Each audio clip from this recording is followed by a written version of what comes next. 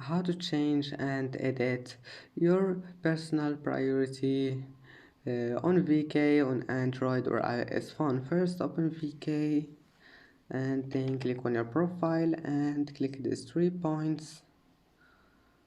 Now click edit profile, then scroll down until you find the beliefs, and here we'll find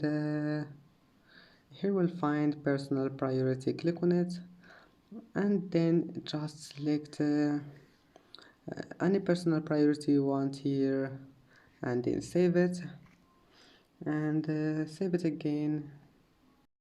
And that's it for today's video. If you like this video, please don't forget to like and don't forget to subscribe, and thank you for watching this video until the end, and see you in the next video.